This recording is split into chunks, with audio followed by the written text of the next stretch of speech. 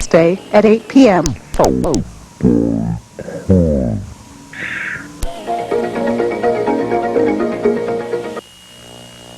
The program normally scheduled at this time will not be seen in order to bring you the following municipal candidates debate.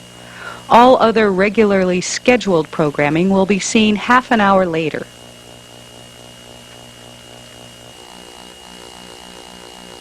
Coverage of Election 86 on KTOO is made possible in part through support from CCAP, the Southeast Alaska Community Action Program, reminding everyone to weatherize before winter arrives. CCAP, serving you and your community. By the Alaskan Association of Manufacturers, Incorporated, promoting Made in Alaska and Alaska Grown. When you buy Alaskan, you're investing in Alaska's future. And the Baranoff Hotel, serving Alaska's capital city and featuring dining in the Gold Room restaurant. And by the members and contributors of KTOO FM and TV, who are committed to quality programming now and in the future. Support your public station today.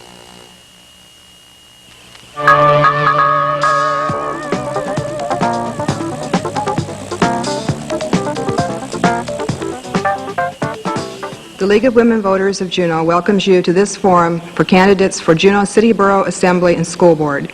The League wishes to thank KTOO TV and FM for providing us with this opportunity to inform voters about the candidates and issues in the October 7th municipal election. Voter service is one of the most important components of the League of Women Voters program. As an organization, we are nonpartisan and support no political candidate. We provide voters with an opportunity to learn about the candidates and issues through a variety of public forums. You, the voter, are encouraged to use these opportunities to become informed so that you may evaluate the candidates and issues for yourself and cast an informed and responsible vote on Election Day. We have a 90-minute program this evening. The first segment will be a question and answer session with candidates for the Juneau School Board. This will be followed by a short presentation on the ballot propositions, followed by a question and answer session with candidates for the City Borough Assembly. At this time, I will turn the program over to Kay Diebels, who will moderate the school board debate. Good evening. For the school board, there are 10 candidates for 3 vacant seats. 2 of the seats are for 3-year terms, and 1 is for 2 years. Seats will go to the 3 candidates receiving the highest number of votes. All school board seats are area-wide, which means there are no geographical residence requirements. Candidates will be allowed 1 minute to answer questions and will be receiving off-camera time signals. At the end of the time, I will interrupt if necessary. To begin, each candidate will have 1 minute to introduce themselves, specifically addressing first what is motivating the candidate to run, and secondly, what the candidate hopes to accomplish while on the school board. We will begin with candidate Susan Clark and move down that table and then on the other table. Susan? Thank you. Good evening. My husband and I returned to Juneau with our small children in 1973, and since then my work has been civic and community work that I felt would improve the lives and futures of our children. For the past 12 years, I've been a lobbyist in the legislature representing such organizations as the League of Women Voters, the American Association of University Women and Business and Professional Women, as well as working closely with NIAC, the National Association for the Education of Young Children. The issues have primarily involved education, children, human rights, and open, accessible government. I worked with the school district on many levels since coming to Juneau, beginning with parent groups in 4 different schools. I've worked to initiate and hope to continue the Japanese program in the high school, as well as beginning cooperation with the university to have upper-level courses in the high school during the school day. I was part of the state task force to write regulations on sex equity in Alaska education, and helped to survey our local report card in the schools, which grew out of the President's Commission on Excellence in Education. The next candidate, please. Good evening. I'm David Crosby, and I'm running for the school board because I happen to believe that it's the most important job in town. It's more important than the assembly. It's more important even than the legislature. Whether we get a new fish dock in town or whether we hire a lobbyist for the legislature, may be important decisions, but I think they pale into insignificance beside the most important question of all, and that's the quality of the education we're going to give our children. It's not a glamorous job. The hours are long, and board members work without pay. It's a job that requires a total, open-ended commitment to the quality of education. That's a commitment that I'm prepared to make. My mother, Alice Crosby, served on the school board in this town for 7 years back in the 1960s. At 75, she's still serving on a school board back in Clinton, Connecticut. If I am elected to serve, I hope to bring the same kind of commitment and dedication to the job. Thank you. Thank you. Good evening. My name is Edward Ebach, and I'm an economist with the Alaska Department of Labor, adjunct faculty with the University of Alaska, Juneau, editor of Alaska Economic Trends, a previous classroom and university teacher. Have a PhD in economics and am active in Rotary, member of the advisory board for the Alaska Public Affairs Journal and other community activities. I'm running because I'm concerned and disappointed at the way the board has handled budget cuts and other problems facing our community. My goal is to provide a stable educational environment for our children. Thank you. Good evening. I'm Chris Gray. As the only incumbent willing to run for re-election this year, I feel my involvement and experiences dealing with the many issues, problems, and decisions facing the district will provide a useful and necessary perspective for the school board, especially with the assurance of at least 2 new members. In the past 3 years, I have been directly involved in negotiating employee contracts, facilities planning, health and safety curriculum, drug abuse policy, and have worked with the Assembly on funding plans. I have served twice as clerk, and I'm currently the board vice president. The district has made many improvements during my term in areas such as curriculum development, policy review, management planning, budget documents and processes, discipline, public and staff involvement. These and others in various stages of completion I feel strongly about and wish to continue supporting them as a member of the Board of Education.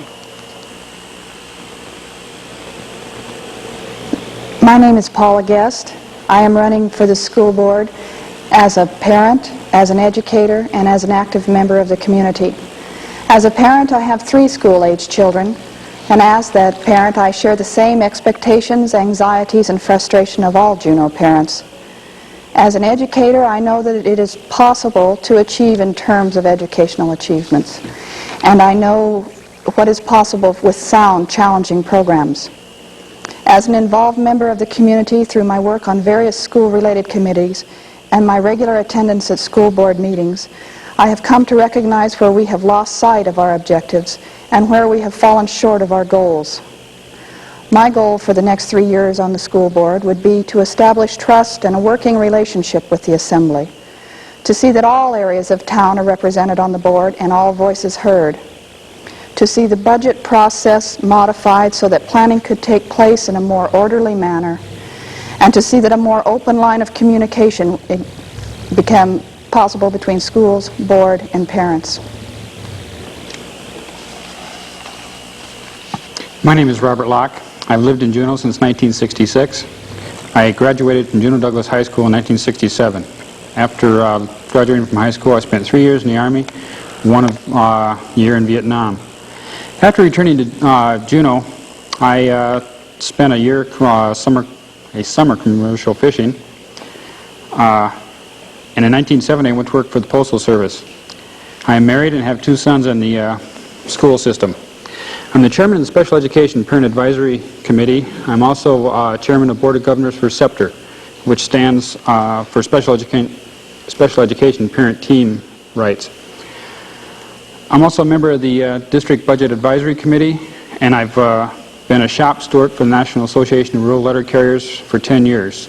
I've been active in Cub Scout both as a den leader and a Cub Master.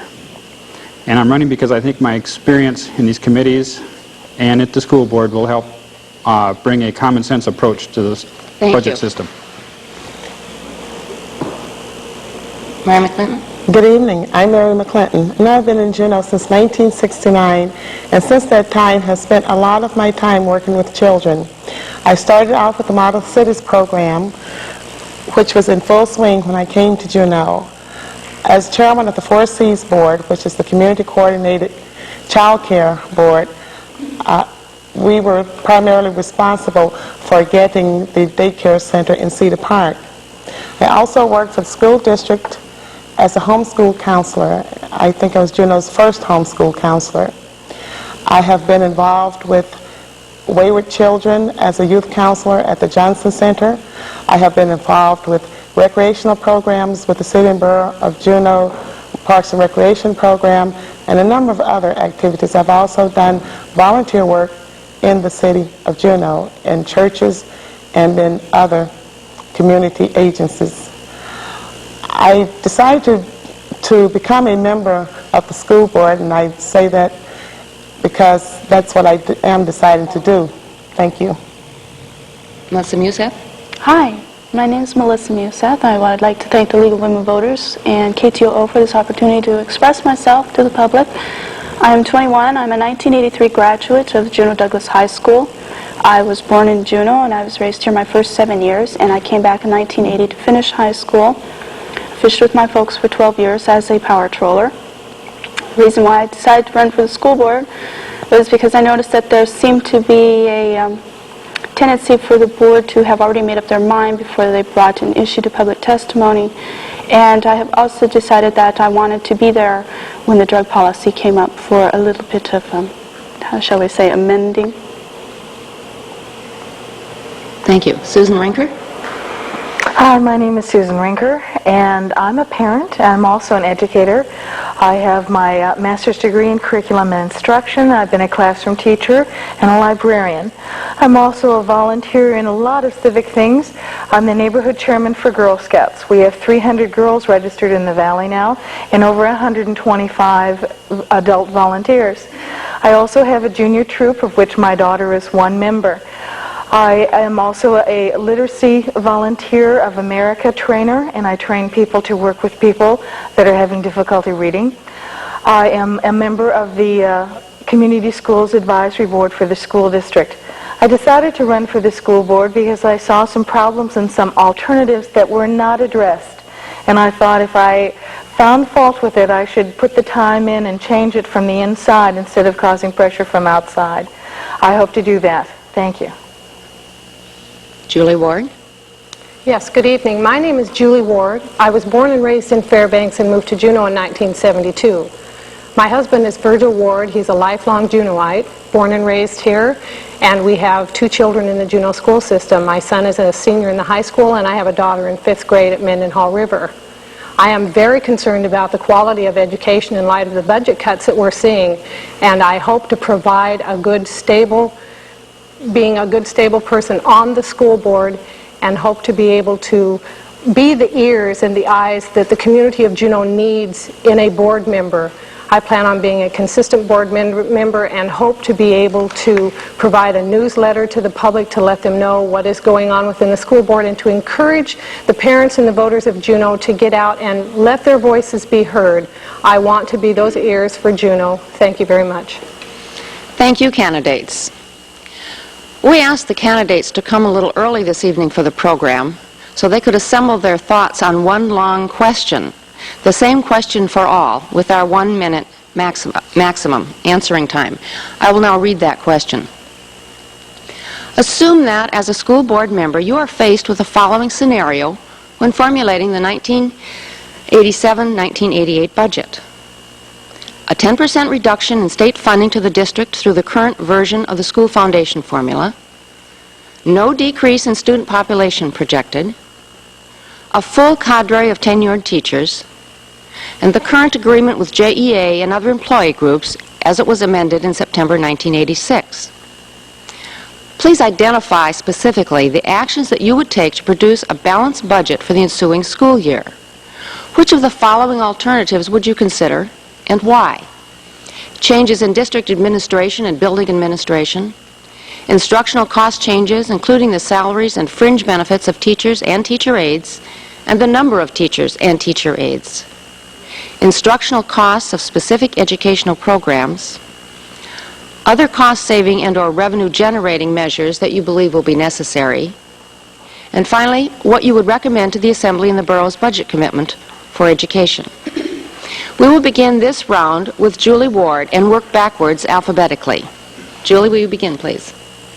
Yes, that's a very long, involved question, but there's a few answers. First of all, I think we need to look at all of the changes that may be necessary in district administration and building administration. I would look at the administrative costs before I would consider decreasing a teacher's wages. I believe that we can utilize student aides, and I know when I was in high school I was a student aide and helped out in the office and in the library, and I feel that's a very important part of the community spirit and the school spirit that our kids should become involved in. We need to make sure that there's also no duplicating of curriculums involved. I know the state has some programs that the school system could utilize and maybe save the school some money that right now we may be spending in duplication of services. I also believe it's very, very important for our youth to become involved in fundraising, and providing they can get out and raise some good funds for the community and develop that sense of community spirit. Thank you.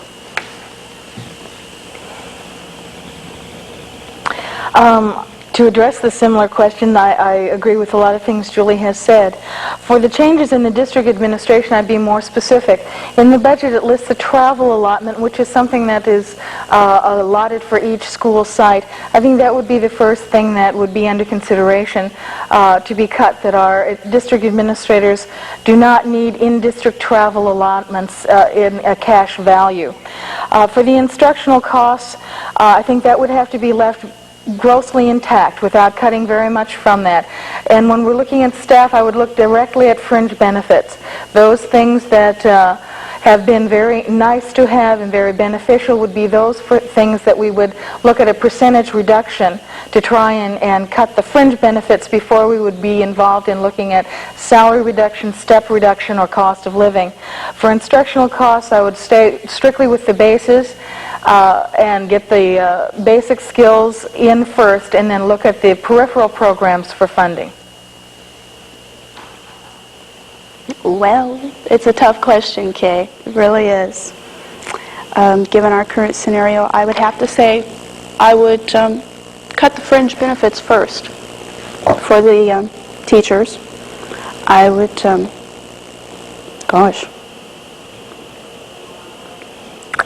I would have to go back to the college basics.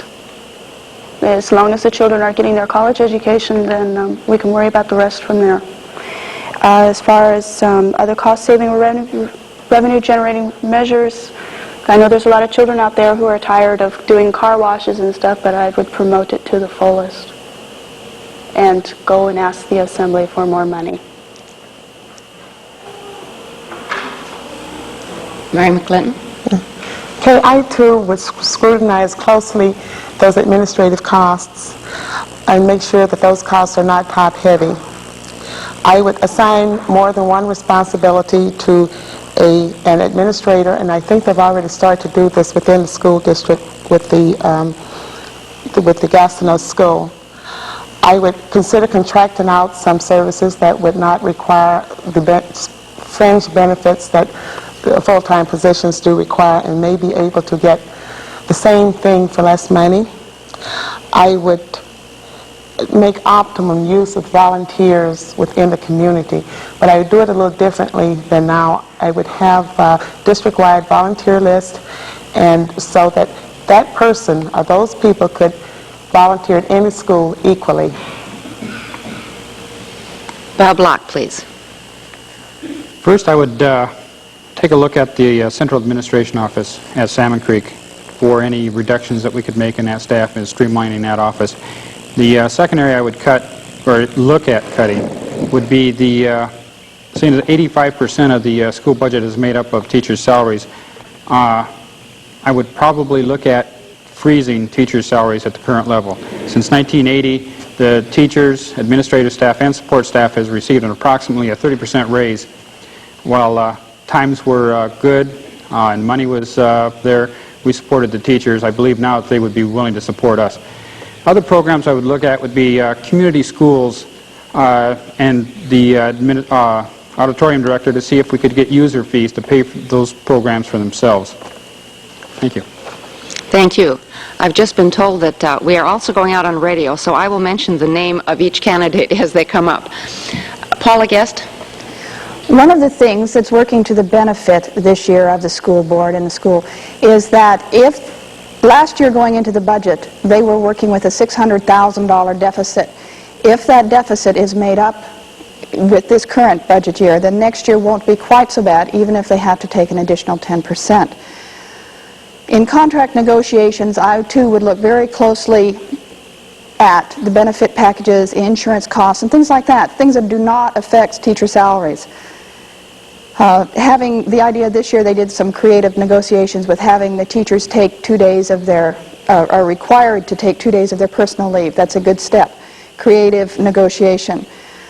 This year also they're using temporary contracts with their non-tenured teachers. Again, if they're running, if the budget gets overdone, then they can cut back on those costs. I would never, if given the scenario that the class size, the number does not change, I would never cut back on teachers. Now it's Chris Gray's turn.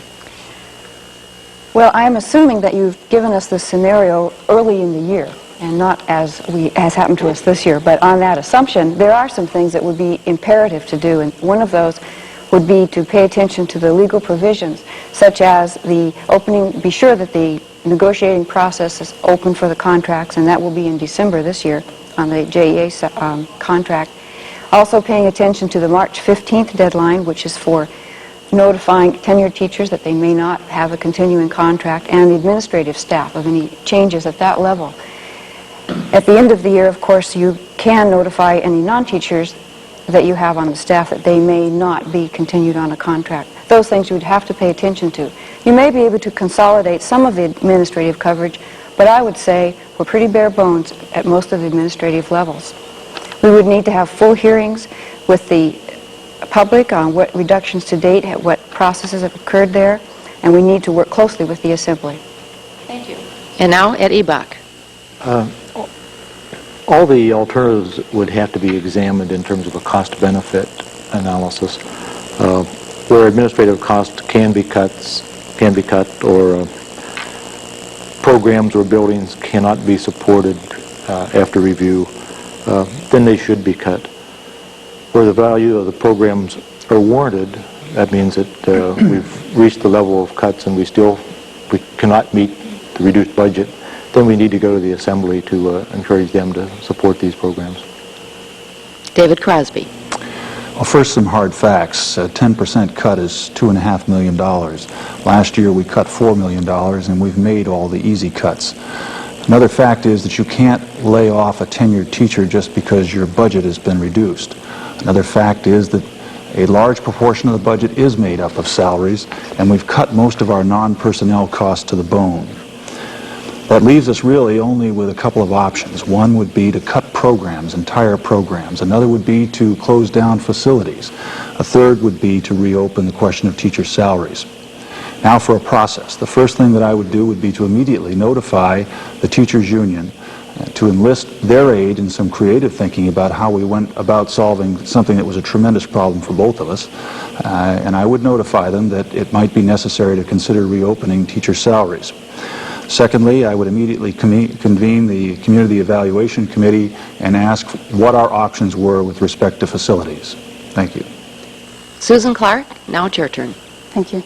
The budget crisis has been difficult because it was unexpectedly abrupt, but belt tightening is healthy and fosters planning. Certainly we should be proud of the professional salaries we provide our teachers, but continually increasing the entry-level salaries and cost of living raises must begin to level off. Certainly administration is an area that must be scrutinized. The borough provided between $9 and $10 million to the schools this year, which is more than double the local contribution of just 4 years ago. We should maintain that amount. We do need innovative short-term solutions like increased cooperation with the university and pursual of grants by parent groups and teachers, which currently comes to about $500,000, as well as a new look at how we use community volunteers and resources. Long-range planning includes consideration of allowing our schools to raise their own revenues, as happens in other states, and establishing forward funding of education, which can be done gradually. Savings and planning can go on, even and maybe especially during tight economic times. Our next segment we are calling the luck of the draw. For this segment, I will draw a question from the bowl, a different question for each candidate. 1 minute will be allowed for answers. We will begin with Paula Guest, work down that table, and when we finish that table, we will then go to Robert Locke. The question for Paula Guest. What approach would you recommend for increasing communication between parents and teachers? The communication issue is one that's very close to my heart. As chairman of the District Advisory Committee this year, we addressed the question, and that's the main thing that we wanted to table as our focus for the coming school year.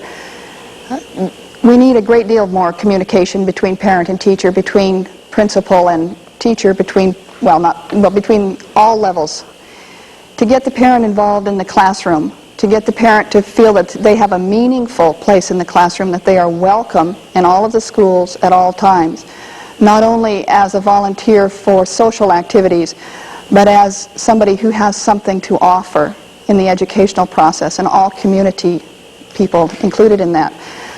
I think in order to establish the communication, the parent needs to be made to feel welcome. And with the budget cuts, I think that is something that's going to necessarily happen because they are needed. The next question will be for Chris Gray. The question, what will be your criteria for establishing and maintaining optimum class sizes in the early elementary grades? I think class sizes, of course, are very important to everybody, especially at the early ages. The criteria, however, is budget and number of staff available. It's a very complex issue. It's easy to say we will keep the class sizes to 20 to 1, but if in doing that you raise the class sizes in another area to 35 to 1, then obviously you have to make some balance there. I think I've drawn a question that's most difficult to answer at this point. I think you just have to make your best judgments, and often you can't be strictly adhering to a specific number, but have to make the balance within the buildings and within the staff that's available. I should probably mention at this point that the candidates have not seen any of these questions in advance, so they are really thinking on their feet as they answer now. The question for Ed Ebach. As a board member, how would you promote policy development in advance of crisis situations, such as school boundary changes or criteria for closing of schools? I think there's probably 3 areas that need to be addressed in that. One is, first, the need is established. We've clearly established the need. Second, the explanation of what we hope to accomplish by that change. And then finally, we would have to have supporting evidence to help us make that decision and get the community support in any of those kinds of changes. And now the question for David Crosby. What approach should the school board take in addressing the problem of high school dropouts in Juneau? Well, I think that there is a definite statistical correlation between drug and alcohol-related problems and the high dropout rates. I think we need to address that. I think that certainly for every child that drops out of school, the district loses some $4,000 worth of matching funds or funds from the state foundation budget, so it is an issue of tremendous concern. I think we need to go out and we need to be talking to those kids who have dropped out to try and find out what went wrong and what we can do to maybe bring them back into the system. There are programs that we have through the alternative high school and other alternatives that we have, programs that we can give some of the children at home that can help address some of their educational needs. The question for Susan Clark. In Alaska, a person holding a valid teaching certificate may teach at any grade level. What should be Juneau's policy regarding reassignment of teachers to classroom responsibilities outside of their area of expertise? I think that has been an issue that a lot of parents have been concerned about over the last years that I've been in Juneau. A teacher who may be qualified to teach first or second grade is assigned to 8th grade, and in this particular RIF situation, teachers are needing to take the first available job, whether their area of expertise is in there or not. I think we have to be very careful about expertise, and one specific area that is coming up in the future is an area of the kindergarten and possibly pre-kindergarten programs. Early childhood needs young children have different needs than older elementary students, and I think we have to be very careful that we don't simply bring down the elementary school classroom into the kindergarten and pre-elementary classes. The next question will be for Bob Locke, and then we'll work our way down that side of the table. What kinds of education programs should be offered to students who are unable to function in the traditional classroom setting? Well, as the chairman of the Special Education Committee and a father of 2 handicapped children, this strikes pretty close to home. When it comes to children that cannot function in a normal classroom setting, there's a whole variety of alternatives open to them. They could have, if they're low-functioning readers, they could have provided to them at the Library of Congress's expense a tape machine and have their texts taped, their books taped, so that they can study and keep up with their class, even though they cannot, maybe not read at the same level as their classmates. There's other things like student tutors. If the student is a non-functional reader at the high school level, they could have oral exams. So there's a whole range of alternatives that are open to those children that cannot function with their classmates. Mary McClinton will have the next question. Do you support the school district's affirmative action plan? If so, how would you pursue implementation? If not, why not? I would support any affirmative action plan. The teachers, the administration, all parts of the school district should be reflective of its population, and that has been a problem ever since I've been in Juneau. We have not had a lot of representation among the Native community, for instance, in the school district. I think that I would very heavily and very forcefully pursue a good affirmative action plan. I would look at the one that they have now and see where the weaknesses are and try to strengthen those weaknesses. There are a lot of people out there who are qualified to work but somehow aren't finding jobs. I would certainly look into that and see what we could do to get a pool of people who are qualified and available and can go to work upon a moment's notice if necessary. Melissa Museth gets the next question. Should the school district be involved in activities which address alcohol and substance abuse concerns and other related social problems in schools? You bet. They most certainly should. One of the bases for my campaigns has been back in 1982 when I implemented the district-wide anti-drug abuse campaign with the help of Nancy Seamount from the National Council of Alcoholism. One of the bases for my campaign now is, of course, as I said earlier, taking a look at the drug policy when it comes back up for review in another year. You bet. Susan Rinker? The question for you is, identify which, if any, extracurricular programs you would support financially, regardless of their income-producing capability. Thank you. For that question, I would support those extracurricular activities that provide our young people with experiences that can guarantee their future. And in that respect, I would be inclined to support orchestra and band, whereas our children can receive full scholarships and have done so very dramatically in this community. Those programs would sit very high on my list of priorities. The academic endeavors would be rated after that. But I think it's also very vital that our children participate in all sorts of extracurricular activities, regardless of how much money they do generate, and look at some creative ways of having them pay for themselves. In a community where we do not have professional sports available, people look very favorably towards our high school participation, and I want to see that continue, but look at more creative funding sources. Julie Ward, you will get the last luck of the draw question.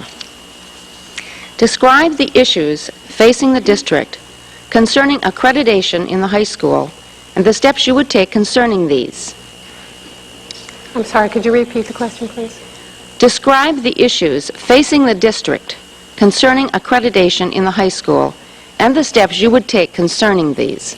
Okay, I think the main thing that I could address right now is I have a son that is a senior, and through his 4 years of high school, I don't feel that he's had the opportunity that I had when I was in school to get the counseling needed to prepare him for college, to help him realize that there are certain classes that he would need to take in high school in order to have the proper credits moved over to college.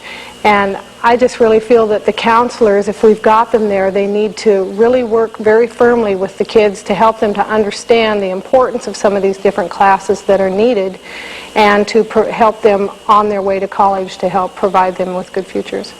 Thank you.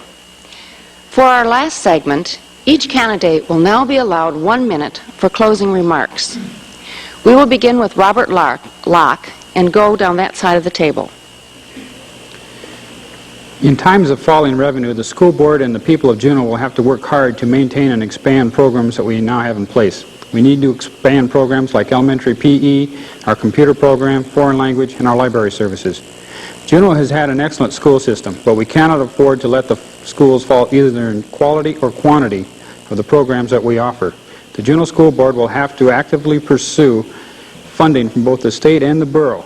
If elected, I will work hard with other board members, with the administration, teachers, support staff, and most importantly, other parents to ensure that the Juneau school system is one that we can all be proud of. After listening to your concerns and ideas, I will not be afraid to make the hard decisions that will have to be made. I do not have all the answers, but I am concerned and interested in having a quality school system for your children and mine. Mary McClinton, please. Each child should be given an equal opportunity to achieve and aid in becoming the best person that he or she can be. Educational programs should be geared to the child and not the child to the program. I believe in the basics of education, because without those, you can't accomplish other things. I do think that I would be a good board member. I know Juneau. I know Juneau's people. I know the climate of the populate. I'm willing to work hard toward making the best use of the funds available. I'm also willing to work hard on getting volunteers into the school to help out us in these dire times. I would like to serve my community because my community has been good to me. Melissa Museth, please. Thank you, Kay. As a final parting statement, I would like to make sure that you guys do have the message that I am striving for an open communication between the parents, the school board, the assembly, the children, the whole works. And we do need to keep our communications to the assembly open and among each other as the board members. And I would like to see us get a teacher representative on the school board for advice. Thank you. Susan Rinker. Thank you. I'd like to make sure that we have a positive learning environment for our children. And I'm going to work very hard to make sure that I can bring the best creative thoughts to light, regardless of if they're on the board or if they're a parent or in a task force. I want to encourage not only our staff to go out and seek grants, but also our staff and administration to very forcefully seek other sources from the private sector as well as from our legislative bodies to draw money and look at future funding and forward that funding so that we can plan on a larger scale, have a long-term plan. And fourth, the most essential thing is to keep strong basics so that we can guarantee our children the best quality education that our dollars can afford. Julie Ward.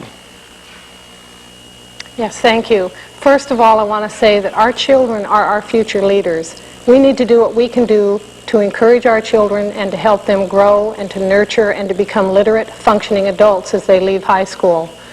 I have seen over my years in Juneau and as an adult that our schools have become the dumping grounds for several different special interests. Not that all the special interests are wrong or bad, but as adults we have the right to vote and to choose and to make our decisions on some of those special interests. Our children do not. We need to raise our children to become good adults and to understand the issues at heart. I would work with the Assembly to help and the legislature to help get forward funding. It's very hard to balance a budget that you do not have. And there again, to open the lines of communication between the board and the parents and the children. We care about our children and we want the best for them. Thank you. Paula Guest. To give our children quality education in the face of limited funding is a challenge that we all face, and everyone has a different idea of how it should be, but the bottom line is that everybody wants the same thing. In order to establish this, we need community support. We need to give special attention to establishing a strong community support base for the schools.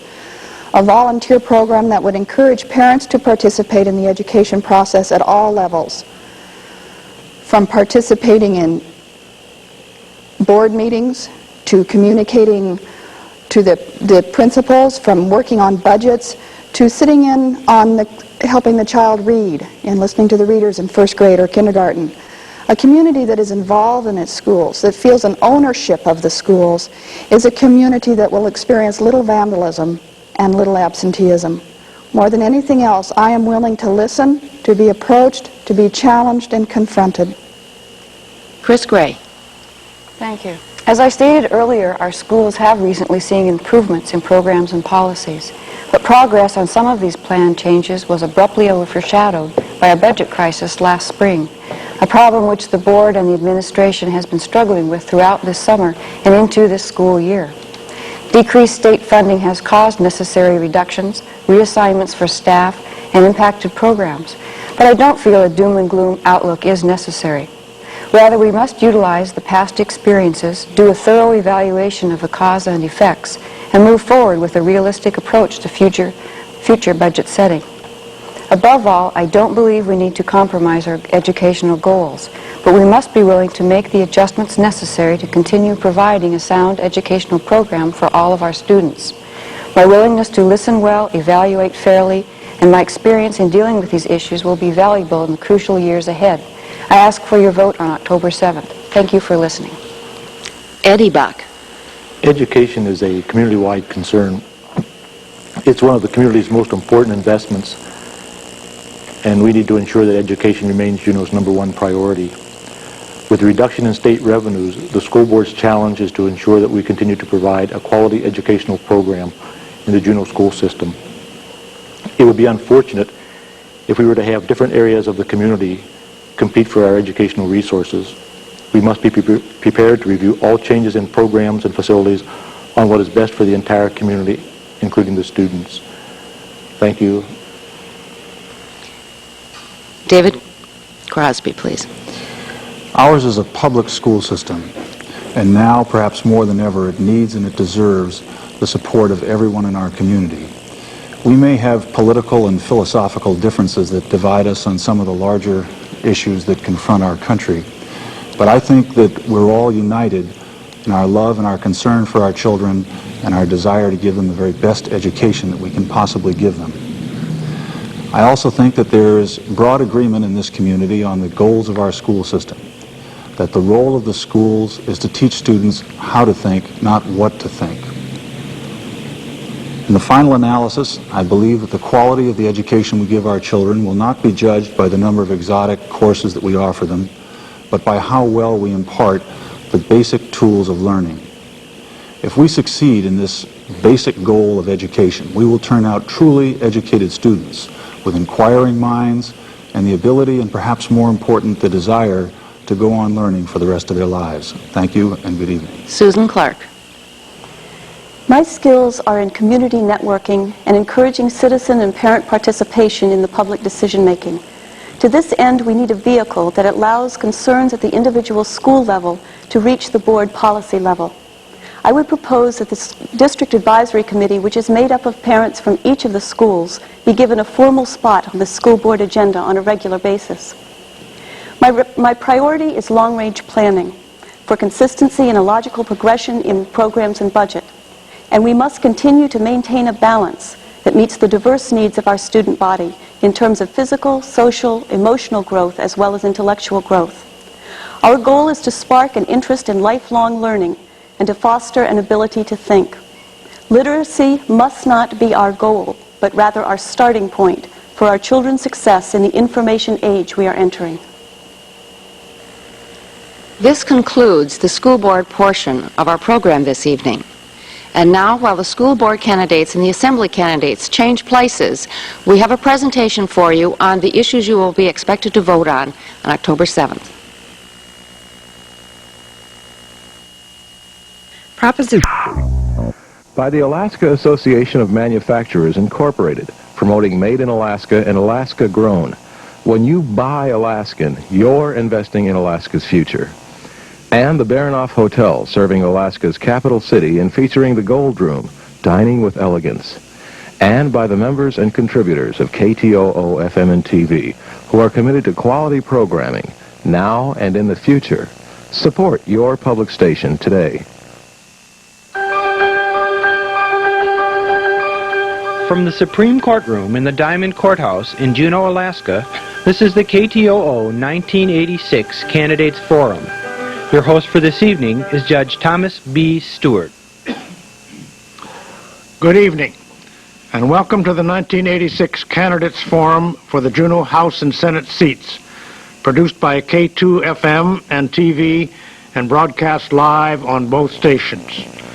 Tonight, we will focus on Juneau's 3 legislative races. A coin toss determined that we will begin with House Seat 4B, followed by the forum for Senate Seat C, and the evening will end with House Race 4A.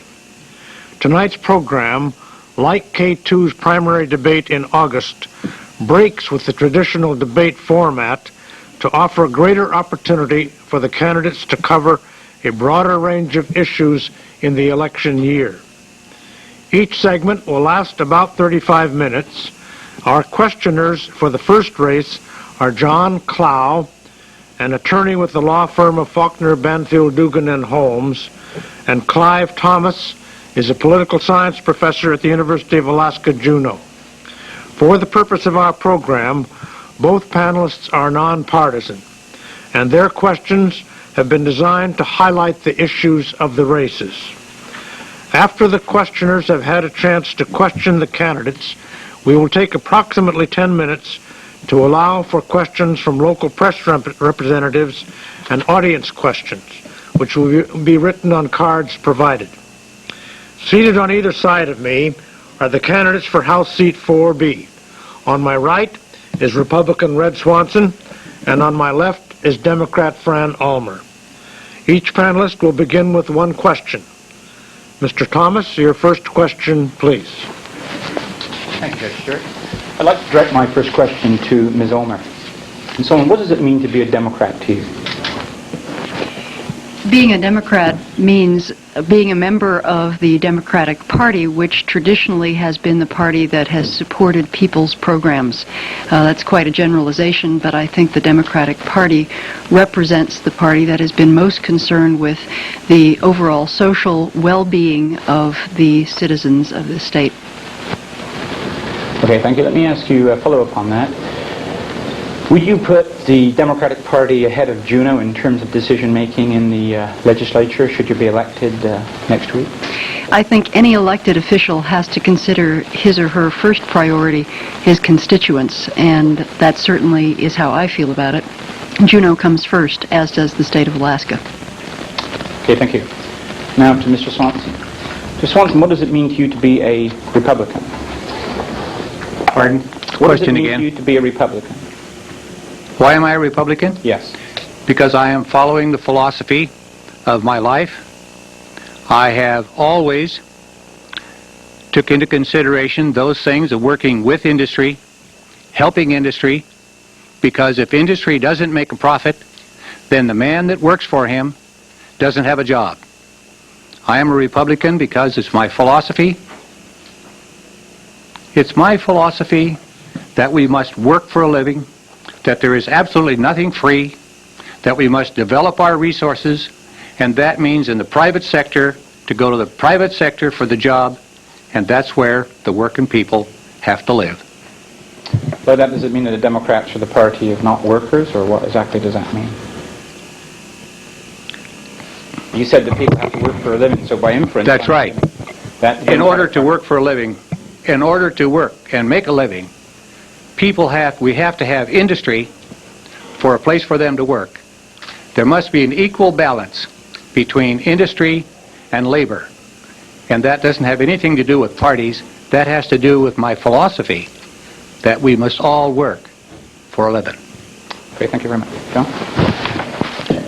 Mr. Swanson, sir. Yes. There's been a lot of publicity here locally in Juneau of late about the Open Meetings Act and its effect on all branches of our government. If you were to be elected, would you want party caucuses that you participated in to be open to the public? Under the uniform rules of the legislature, each legislature and each party holds caucuses. That's in the party rules. Now that doesn't have anything to do with meetings on legislation, the promotion of bills, the working of the finance, or anything else. All those meetings are open.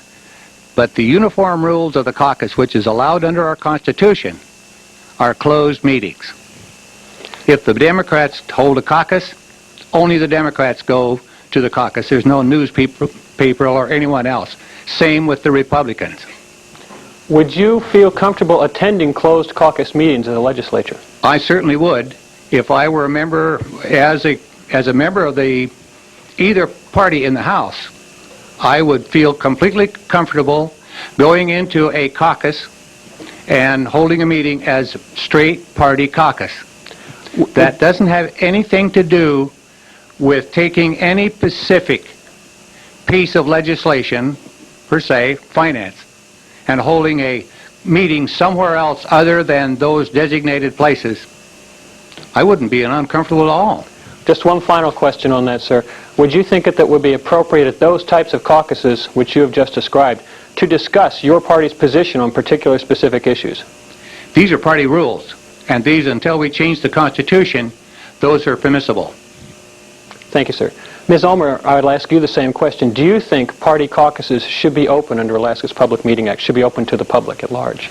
I guess there are two answers to that. One is personal feeling, and one is what the law is in Alaska. As you know, a recent Superior Court judge has ruled that any closed meeting is contrary to the constitutional right of public access. And Judge Carpenetti's ruling, I think, definitely throws into question what kinds of caucus meetings are indeed constitutionally permissible. That has been appealed to the Supreme Court, and I think all legislators will need to read carefully the decision of the Supreme Court as to what is constitutionally permissible, and I will certainly follow the law however that is interpreted. My personal feeling on that is that caucuses, if they are organizational, if they deal with the procedural aspects of trying and advance certain types of discussions about policy issues that should be addressed within that particular legislature, for example, that's appropriate. However, it's not appropriate to use the caucus as a way of avoiding open public discussions which result in decisions by legislators. And I think that's a real important distinction. Exactly how the Supreme Court will come down on that and what kind of rules the legislature decides to adopt to be consistent with that ruling by the Supreme Court remains to be seen. So could you envision yourself attending and participating in closed caucus discussions in the upcoming legislature to which the press and public were not permitted to attend? Well, as I hope to explain, it depends upon what is being discussed and what the Supreme Court rules. If we're talking about trying to reach decisions on substantive issues before the legislature and take votes and take positions, no, I would not participate in a closed caucus of that kind. If we're talking about organizational discussions, and if it is permissible within the new rules which are set by the Supreme Court, then yes. Thank you. Mr. Swanson, I'd like to turn to some issues regarding budget cuts. It appears that when the new governor comes into office on December 1st, there probably will be some considerable shortfalls, which means, in fact, that there's going to have to be some budget cuts. My question to you is, what do you consider to be the most important services that should be preserved and that should, as far as possible, perhaps not be cut as much as other services? Reviewing, after going through the budget and the amounts of money that are set aside right now in different categories, a couple of million here and 250 million there and 500 million over here, I don't think we have to have any budget cuts. I think there's enough money available right now to fund our government as it is today. I have gone through the budget quite carefully, and with the amounts of money that is there, we don't have to cut any programs. The amounts of money, you mean the amounts of money that are available? That's right, to run our government. But what about the statements that have been made by the Office of Management and Budget and the Governor that we are going to have some serious shortfalls? In fact, Governor Sheffield has been quite explicit about this in the last week or so in his speeches. You don't think that's true? Well, I have my doubts. I would have to see exactly how much money we got, where it is, before I would consider any kind of budget cuts. If we're going to talk about the budget, let's talk about zero-based budgeting. Take the amount of money that we have in the various funds that sets idle.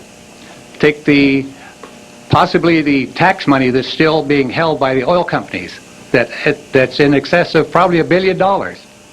Put that with some of the set-aside funds that we have today, the rainy day account, the inflation-proofing account. Set those in and go to a zero-based budgeting. We might not be able to do it the first year, but we could certainly do it in 2. Okay, thank you. Ms. Ulmer, I'd like to put the same question to you. Should the new governor come in and find, which is likely, a considerable shortfall and services have to be cut, what would you consider to be the most important ones that should be preserved? I think the most important ones to preserve are those which relate to the public safety and health of our citizenry. I guess what you would describe as traditional governmental functions, and that may be things like child care, custody, protection, troopers, the kinds of things that people cannot do for themselves and that government traditionally has performed. I might just indicate that after listening to Mr. Swanson's response to that, I have to say that I think we have to look at the hard, cruel numbers. There is a new reality in Alaska, and I think it's impossible to reach the conclusion after looking at the numbers that there won't have to be some budget cuts. We have a $2.5 billion appropriated budget this year, which has been reduced by approximately $400 million. We're now looking at a $2.1 billion budget this year. The Department of Revenue says we'll have $1.3 billion available for expenditure next year. Now, it's true there are a few sources of funds, like the buffer account and a few others, that might supplement that 1.3, but there's a substantial gap between what the state of Alaska is spending this year and what it will have available for expenditure next year if we don't come up with other revenues. So I'm afraid that whether we like it or not, we'll be looking at some serious budget cutting next year. Okay, let me pursue the question on, you've already mentioned public safety. what would be the other things that you would give a high priority in preserving, by which the inference is the other things you would not? Well, education has been one of my highest priorities, and it would continue to be. And I think that reflects the wishes of my constituency as well. Education is a constitutionally mandated function in the state of Alaska, which is unlike most states. And I think that we have spent a large portion of our budget on that in the past, and we should continue to do that in the future. So public safety and education and child care and health services and, of course, the secondary transportation kinds of things that will be essential for any additional economic development to occur in the state. Could I just one other follow-up here? Education. Can you be a bit more specific, please? Because, you know, there's K through 12, there's higher education, there's vocational ed, and so on. Well, do you give a priority within that range? I think you have to, first of all, continue your priority of the K through 12, because that's the basic education which gives rise to all other possibilities. And I think that the K through 12, we have spent a fair amount of money on that in the last few years. But interestingly enough, it has remained approximately the same percentage of our overall budget. And I think that it does reflect the needs as perceived by the people of this state. The University of Alaska, both here in Juneau and elsewhere in the state of Alaska, has become an ever increasingly important part of our overall educational program as well. And here in Juneau, UAJ is performing a variety of functions, not only educating those students who attend, but also providing a lot of community assistance as well. So I wouldn't say one is more important than the other, but I think you have to concentrate on K through 12 and continue as much as you can with the University of Alaska program as well. Thank you. John? Ms. Ulmer, the Democratic Party platform articulates a position of raising taxes on the state's oil industry. Do you support that particular portion of the party platform? Well, I am not supporting additional oil taxes because I don't think it's realistic. As a general theory, the state of Alaska, of course, has taxed the industries that have been here to tax, and the oil industry has been supporting the state of Alaska to a tune of approximately 85% of its revenues. At this point in time, I don't think it's realistic to tax that industry any more than it is being taxed right now. Having said that, there still may be some adjustments in the existing tax which may be required, and some people might interpret that as increases, and some might only interpret that as adjustments.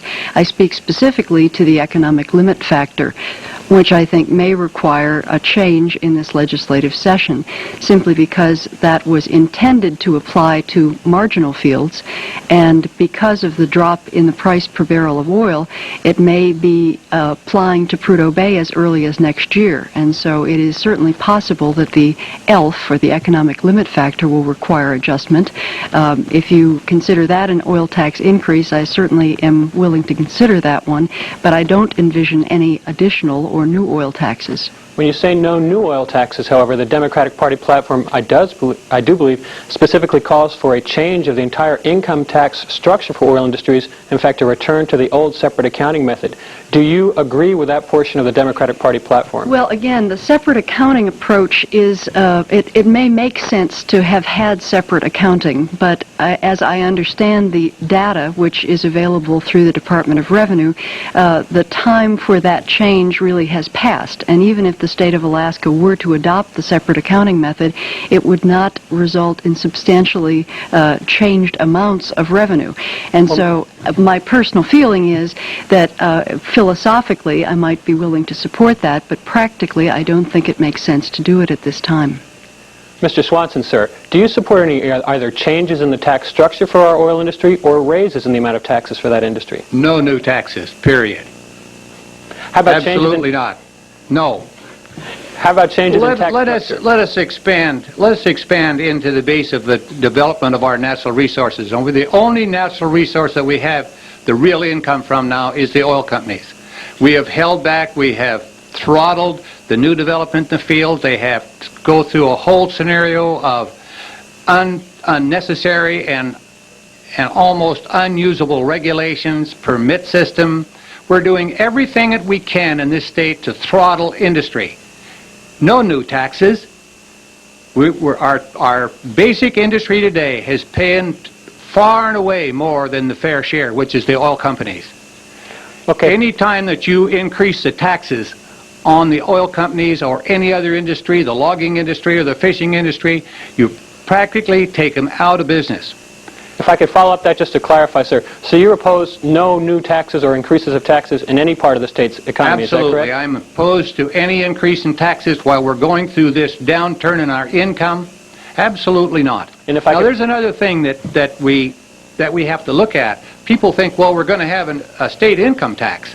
Under the new tax laws, that state income tax is not deductible from your federal tax now.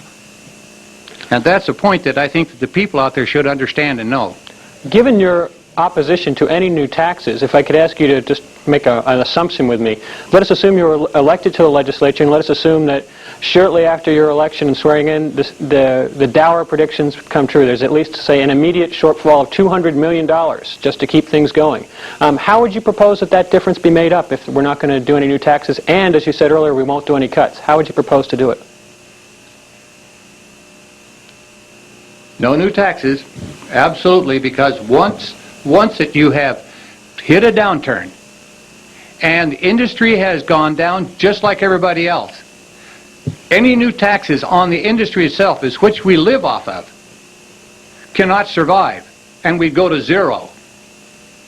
So there are many ways that we can do the things in this state without raising taxes. So if it came down to either raising taxes or cutting the budget, you'd prefer to cut the budget first? That's right, if I have to. Thank you, sir. Mr. Swanson, sir. There's been a lot of talk in the election about diversifying Alaska's economy. It seems to me that we have a one-crop economy in Alaska, or maybe two, government and oil. Is it realistic to diversify the Alaskan economy in any way, do you believe? And if so, in what direction? Diversification? I think right at home here. We have opportunities galore. Increase the availability of our tourist industry. We could go to the North Douglas complex. We can build the road to Haines, shorten up the ferry system, make Juneau the southeastern Alaska hub, increase and encourage new industries to come in. Under the permanent fund real estate folio now, we can borrow money from the permanent fund, use it in Alaska for anything that has anything to do with real estate. It would be one of the best places ever to increase for the North Douglas complex. Almost everything that we would build there could be money borrowed from the permanent fund under the new scenario. Mr. Thomas, it's about time to turn to questions from the press as well as members of the audience. And are there questions ready from either of those sources? Are there cards to be handed up? I have a question for Mr. Swanson. What's your position on the 4 propositions that Juneau voters and voters all over the state will be asked to decide on? Would you speak up, please? What's your position on the 4 ballot propositions? Would you name them for me, please? I'll just defer the question to Ms. Ulmer. Well, let's see. The first one that comes to mind is the longevity. I'd like to finish. You asked me to talk about 4 propositions on the ballot. Can you name them? If you'll name them for me, I can give you an answer. I prefer to defer the question to Ms. Ulmer. I thought so. Well, how about if I take 2 and Red can take 2? How would that be? I'll name it for you, Mr. Swanson. Well, that's fine. The first 2 that come to mind are the longevity bonus and the regulations, the annulment of regulations. And the longevity bonus, The question is posed as an advisory vote. The people are basically asked to either approve the annuity approach or the stair-stepping approach. And these are pretty complicated, and I won't take a lot of time to explain them. But my personal feeling is that the annuity approach is not very realistic, because the people who need the permanent fund dividend payment the most will also be the ones that need the payment the most from the longevity bonus annuity. And so they're basically being asked to give up cash in the short term for having the cash in the long term. And so I think that when people begin to understand how the annuity actually works, there won't many people to accept that plan, and so we won't have a high participation level. It will be pretty expensive to administer. So as between those two, I think stair-stepping is more realistic than the annuity. I personally feel as though we could come up with a better alternative than either one of them, and I think it would possibly be long-term medical insurance. And I'd like to see the legislature take a look at that alternative, which I think may be more useful to more Alaskans. The second ballot proposition that comes to mind, the question as to whether or not the legislature can annul the administrative regulations of administrative agencies. And that is an issue that has been before the electorate a couple of times before, and it's been turned down before. It's a battle between the two branches of government, basically, between the executive branch and the legislative branch. And I suspect whether you like it or dislike it depends upon whether you've been within the executive branch or not. When I used to work for Governor Hammond, I remember thinking that there's another way for the legislature to have an impact on administrative regulation, and it's through passing new legislation. Now that I am looking toward perhaps serving in the legislature, I have a slightly different attitude toward it, and I'm beginning to understand a little more clearly why not only people who have problems with administrative regulations, but also legislators might like the opportunity to annul those regulations to conform with legislative intent. And I think I'm going to vote yes. Yes. Could you state the other two propositions so Mr. Swanson can... I'm sorry, I didn't mean to take all the time up. The one at the AHFC proposition, another bonding, $600 million, another $600 million in bonding, revenue bonding for the Alaska Housing Financing Corporation. Would you be in favor of that? The $600 million on the veterans loans. I didn't answer your question to start with because I have not got my pamphlet yet. So I have not had a chance to go through those. And but this one I'm fairly familiar with. If you're talking about the $600 million worth of veterans loans, I hope that it doesn't pass.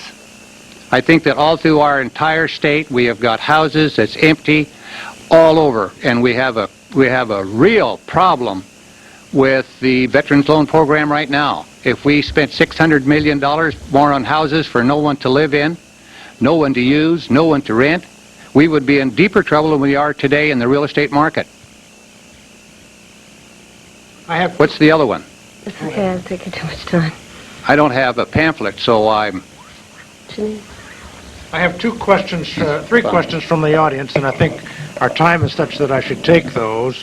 First, for Ms. Ulmer, with the downturn in Alaska's economy and the subsequent stampede of rhetoric that would promote economic recovery by, quote, developing Alaska's resources, unquote, what elements of environmental protection remain on your legislative agenda?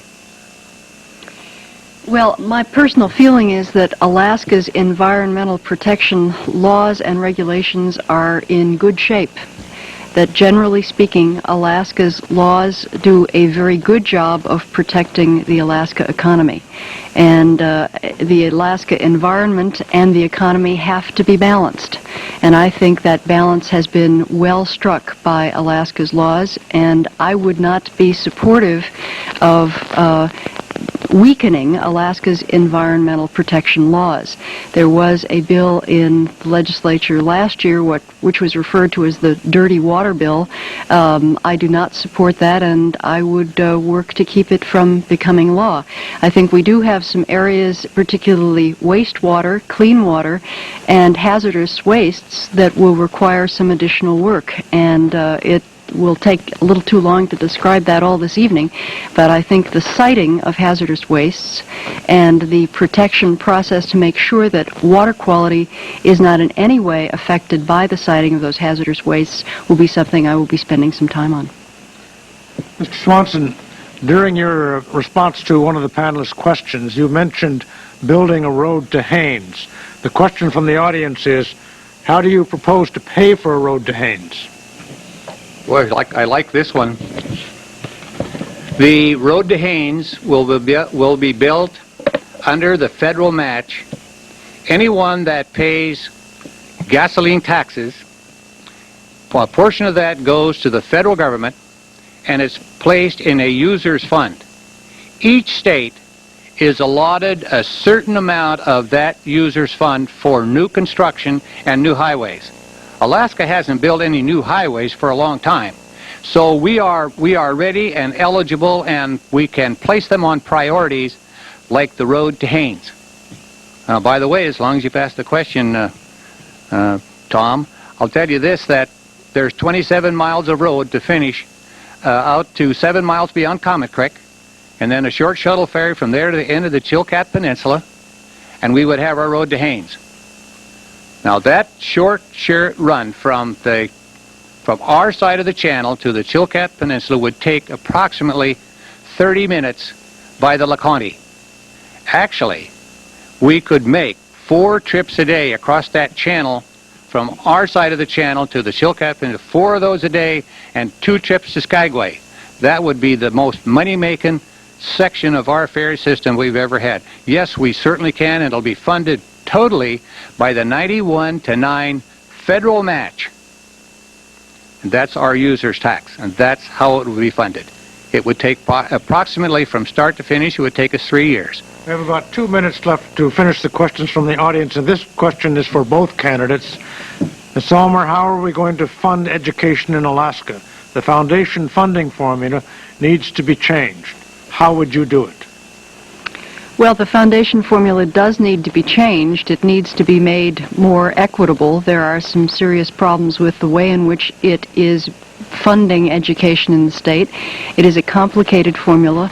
It has resulted in some school districts of amassing a surplus, which they put in the bank, and results in other districts having to cut teachers and have programs that are what I would describe as very inadequate. So there is an inequity, and it does need to be changed, and that will need to be done legislatively.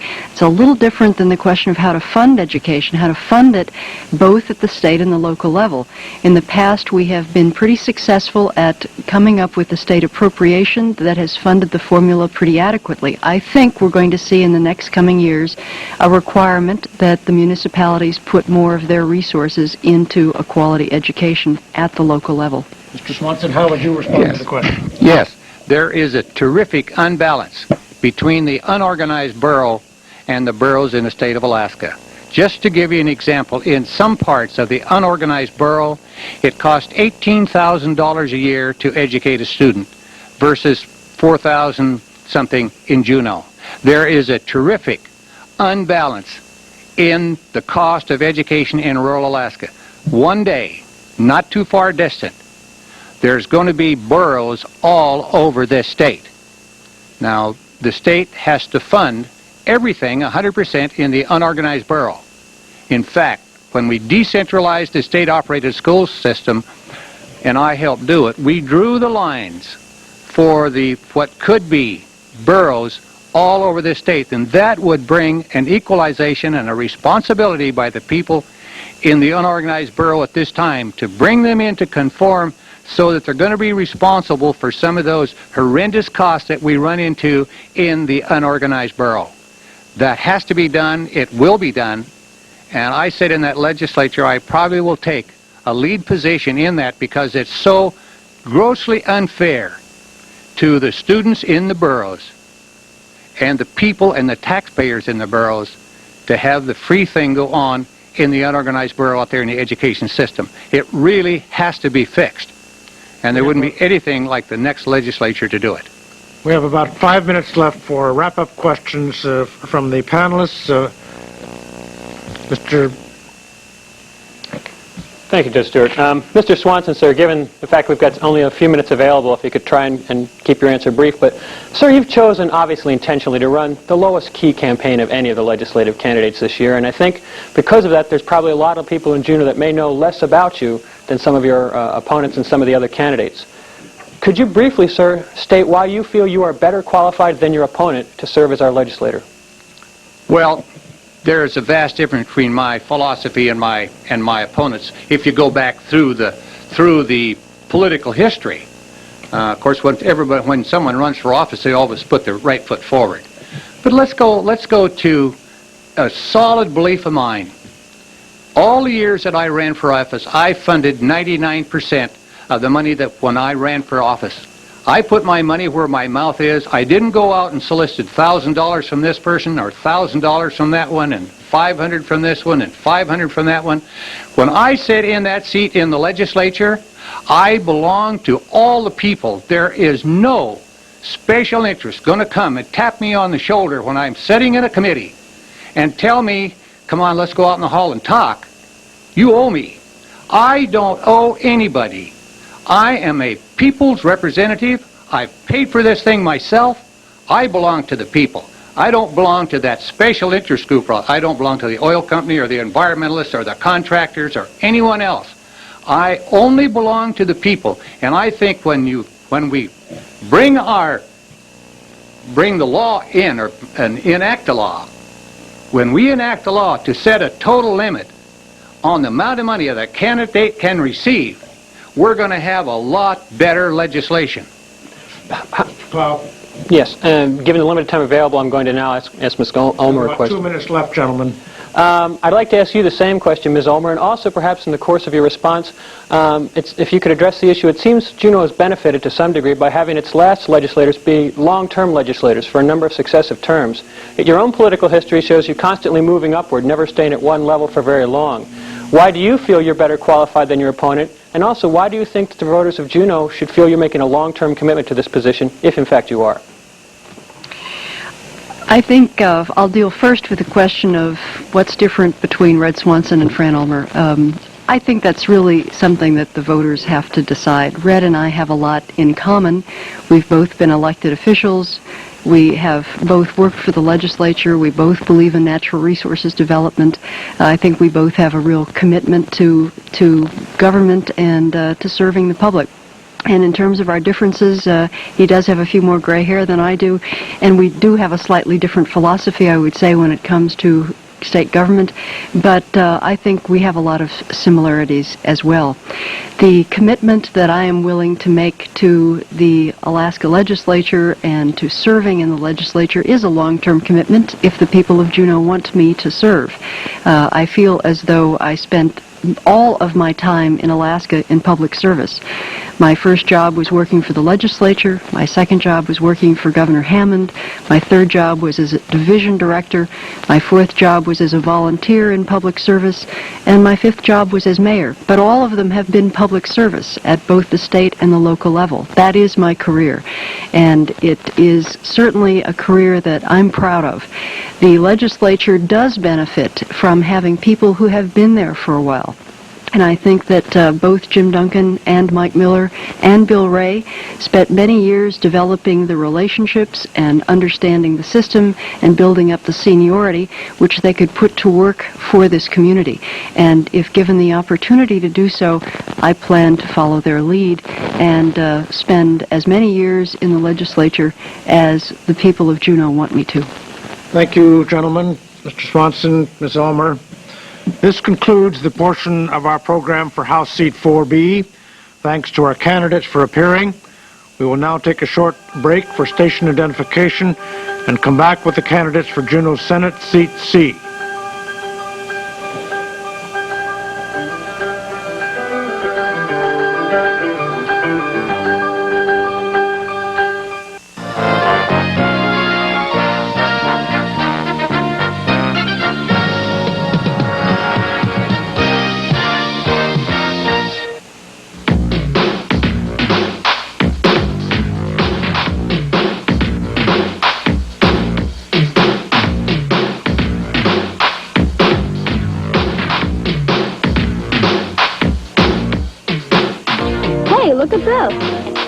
What is it?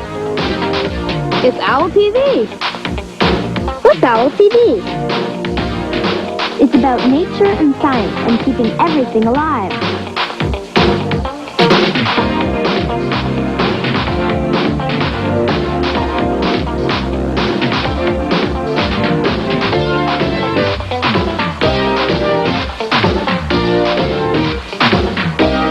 What's Owl TV? A fantastic new show for kids and friends of kids. Watch us!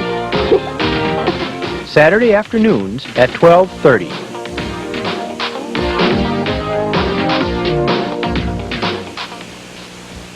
Annette O'Toole stars as a teacher who inspires a young boy and girl and helps chart their journey through the worlds of reality and imagination. We need a place just for us. It might even be a whole secret country, and you and I would be the rulers of it. I crown you king of Terabithia. Bridge to Terabithia on Wonder Worlds. This Saturday at 7 p.m. You're watching KTOO TV Juneau, viewer-supported quality television for Southeast Alaska.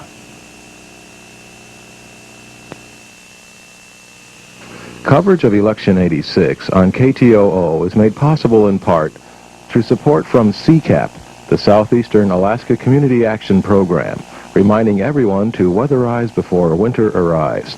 CCAP, serving you and your community. By the Alaska Association of Manufacturers, Incorporated, promoting Made in Alaska and Alaska Grown. When you buy Alaskan, you're investing in Alaska's future. And the Baranoff Hotel, serving Alaska's capital city and featuring the Gold Room, dining with elegance. And by the members and contributors of KTOO FM and TV, who are committed to quality programming, now and in the future. Support your public station today. Joining us as panelist for Senate Seat C race is Kay Diebels, citizen, volunteer, and activist. The candidate on my right is Jim Duncan, and on my left is Republican Lee Stoops. Ms. Diebels, your first question, please. Mr. Stoops, I think I'm going to begin at the beginning. You have made an issue of what has or has not been delivered to Juneau in this campaign, the main issue, it appears. Would you please highlight that for our audience, and then I'll give Representative Duncan a chance to respond. All right. You've labeled it a main issue. I haven't. The principal point throughout has been that over the last 2 years, Juneau's presentation, you're referring to the capital budget, I think, most specifically. It goes beyond that to education funding and other funding as well. The real issue there is the reason for the lack of delivery, and that has been our minority status in the state Senate for the last 2 years. We were relatively stable over a 6 or 7 year period. The last 2 years, when Bill Ray became a minority member in the Senate, our performance trailed off dramatically. We are looking this year at a Senate organization that will be Republican-dominated as it was last year. There are 10 Republicans who are already assured of seats, and a couple more that are very likely to be elected. The late-breaking news there is that we also have 3 Democrats in particular, Senator Ferencamp, Senator Kurtula, and Senator Josephson, who have already volunteered to join that organization.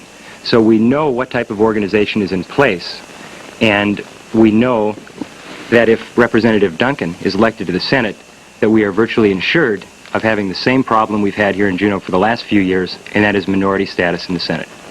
Thank you. Mr. Duncan, your response, please. Thank you, Kay.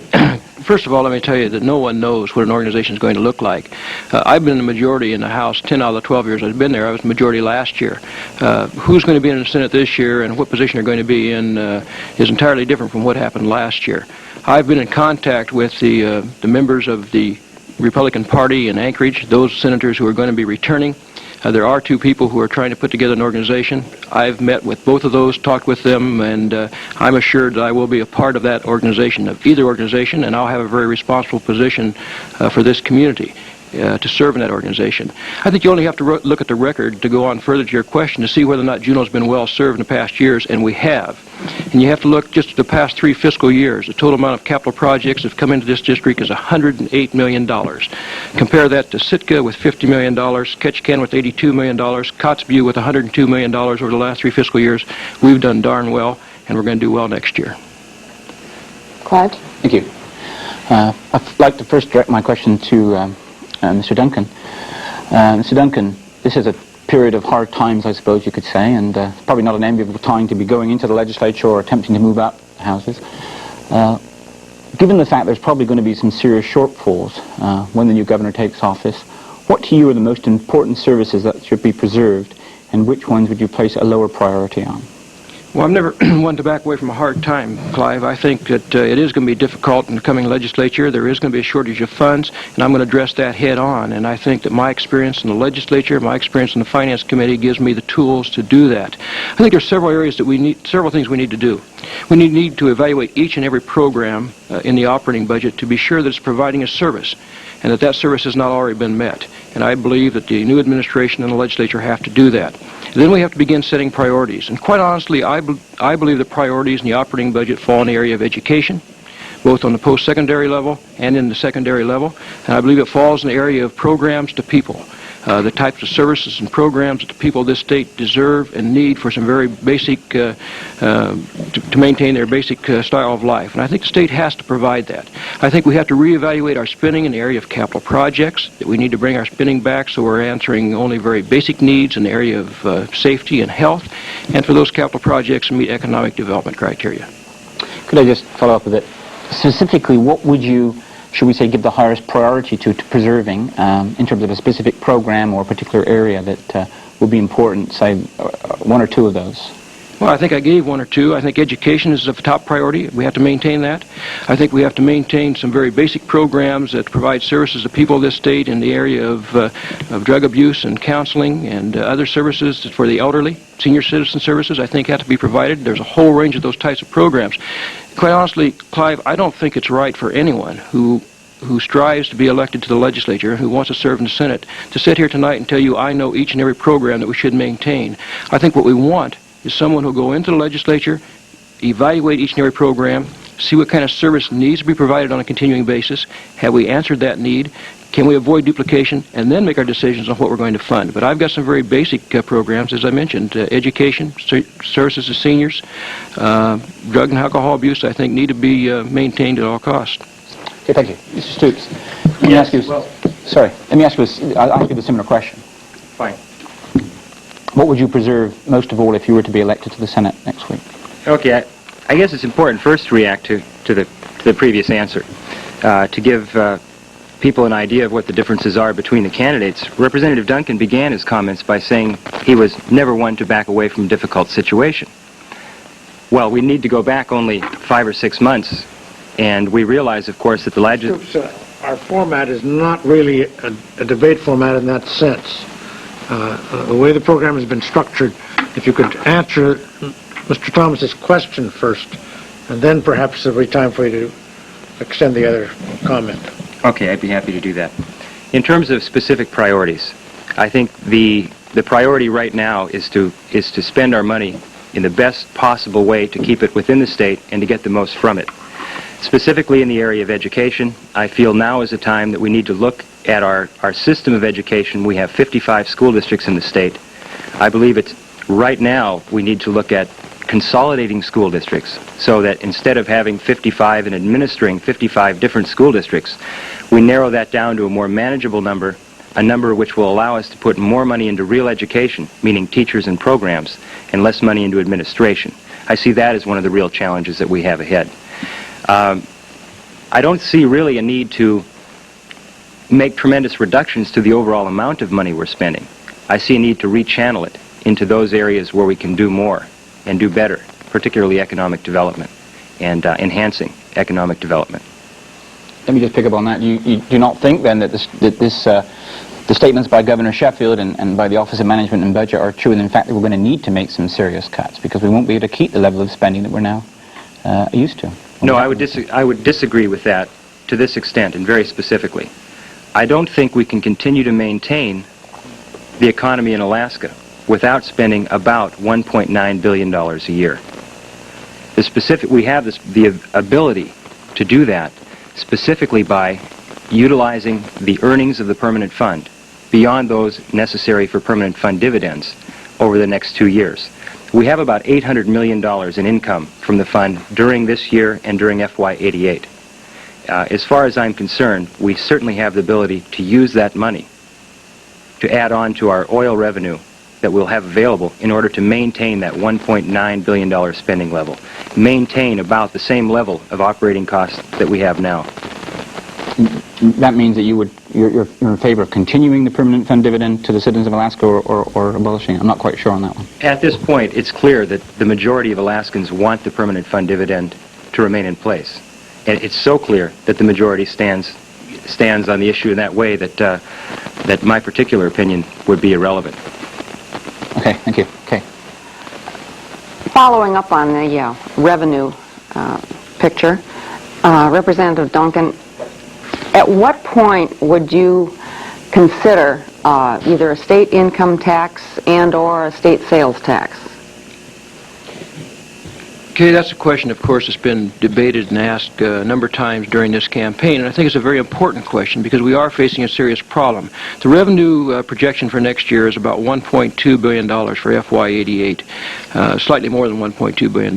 We have a shortfall of about $300 million, so that means there's going to be about $937 million available for appropriation before you look at some of our savings accounts, before you look at the budget reserve account, which has about $433 million in it, before you look at any of the earnings of the fund outside of those that pay the dividend, and before you look at the Rio Belt Energy Fund. So we might be able to 1 year solve our problem by taking all those one-time funds and spending them, but what are we going to do in the future? I think now the public of this state and the legislature has to begin to look at alternative revenue sources or begin to evaluate those. And I think there are several things we can do. One, I believe that the economic limit factor, which is a little bit complicated to understand and probably too much to explain tonight, but the economic limit factor needs to be looked at and corrected. The legislature did a study on that last year. It's in our oil and gas taxes, and it needs to be corrected. There's an interim committee right now that's evaluating other tax sources, individual income tax, sales tax, etc. I'm waiting for that report to come back to us in January. Very anxious to see the results of that as to what kind of revenues will be generated, and hopefully then the legislature along with the public can make a decision. The other thing I think that we need to keep in mind is that you need public support before you put taxes back on. There may be that kind of support building in some areas of the state, such as Southeast. People I've talked to, legislators I've talked to in Anchorage indicate that support is not yet there in the central part of Alaska, south central part of Alaska. That needs to build before I think that the legislature will move on a tax policy. Do I understand from part of your answer there that what you're saying is the study has not been completed and you're unwilling to say at this point at what point you think we will need to, or you would support a state income tax or a state sales tax? Let me put it two ways. One is I would not support a state sales tax from all I know right now. I haven't seen the figures, but I don't think a state sales tax will do the job. I think it's regressive for one. I think if you're going to have a state sales tax, you need to exempt certain provisions such as food and rent and some of those things which those on lower income need. Secondly, I believe that we've kind of reserved the sales tax for local municipalities to use as a taxing method. And if we had a state sales tax, Juneau would get hit doubly hard. We have a local sales tax, we had a state sales tax, we'd be paying twice. The municipality of Anchorage would not be. So I'm not convinced we'll ever get to a state sales tax. I think the time is coming probably pretty quickly when we need to make a decision in this state as to whether we're going to have an individual income tax or not. The legislature won't do it by themselves. I think the public has to be there saying, yes, we're ready for it. And I'm going to make that decision when the public is there ready to make the decision. But you think it might be coming this year or the next? I think that, quite honestly, it's going to be evaluated real closely this year. I think that's the purpose of the interim committee. The legislature was looking down the road saying we need alternative revenue sources. We've got that interim committee going. They'll come back with a report. And I believe, yes, it will be evaluated this year. Whether it'll pass or not, I don't know, but I think it will be looked at. Thank you. Thank you. Mr. Stoops, I think you know the question. Is there a point at which you would consider, or you think it's necessary to consider a state income tax or a state sales tax? That point would be at least 2 to 3 years away. I think it'd be very counterproductive to be talking about any type of taxation to the people of Juneau or the state of Alaska right now when you consider that the state of Alaska is still spending money on many programs that are operated by no other state in the entire country. There are many areas in which our spending is very excessive. I don't think the people would care to be taxed, for example, to pay for a legislative branch that's spending $29, $30 million a year, 10 times more per capita, as I pointed out recently in the newspaper, than any other state in the entire country. The state of Washington, with nearly 10 times our population, operates their legislature for many millions less than we do here in Alaska. I don't think the people want to pay taxes to support that level of spending by its legislative branch. We have other areas as well where we can reduce spending. I pointed out school districts, school district consolidation as another area.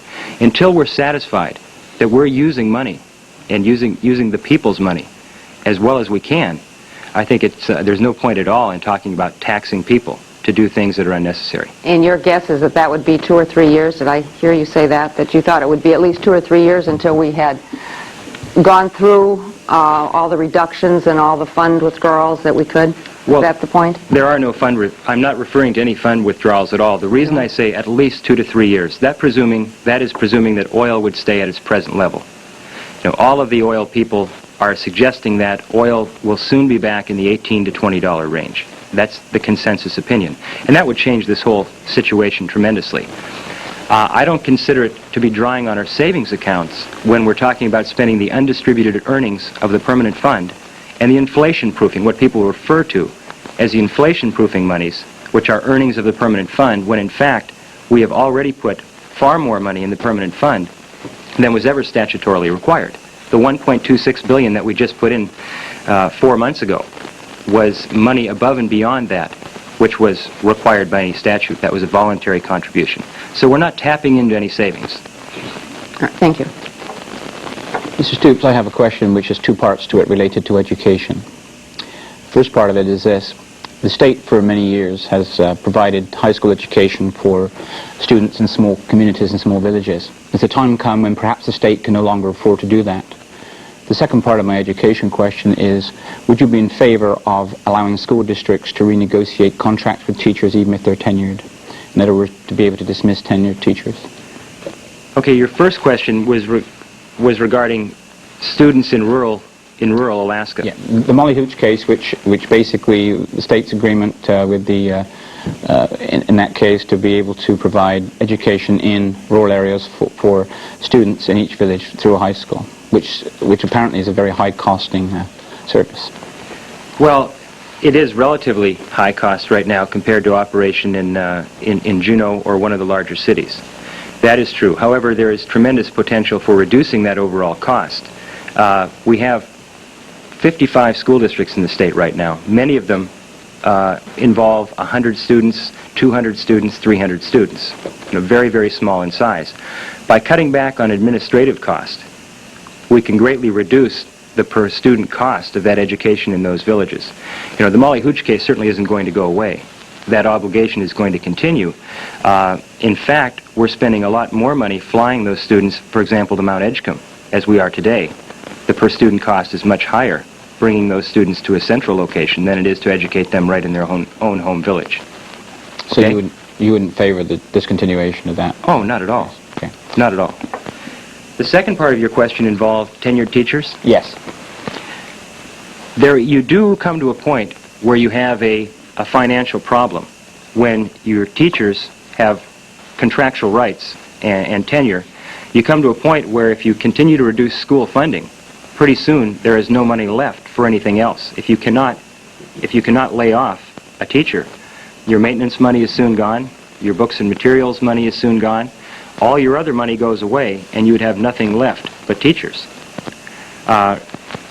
There will be a point at which perhaps that has to be addressed. I think consolidation, as I keep coming over that, but consolidation of school districts will free up an estimated $25 to $30 million. That will ease that situation tremendously. I'd like to keep that in education and rechannel it to more teachers and teacher salaries and programs. But there may be such a point in time when that occurs, but I think we can depend upon the local school districts and the teachers themselves to help us tremendously in dealing with that problem. Well, just let me ask you, this is a follow-up quickly. This consolidation business that you're talking about, wouldn't that reduce what is a fair amount of employment in terms of education administrators in rural areas, which is a very important shot in the arm for those communities? No, it really wouldn't. You're looking at a minimal number of positions. When you're talking administration, generally you're talking about the highest paid employees in a rural school district. Superintendents, I think, in rural Alaska average somewhere around $75,000 to $80,000 in salary. And then you're looking at a handful of administrative people under them. It would be those positions in 30 districts, for example, that would be eliminated. In return, we would be able to hire far more teachers and teachers' aides, which cost substantially less. Thank you.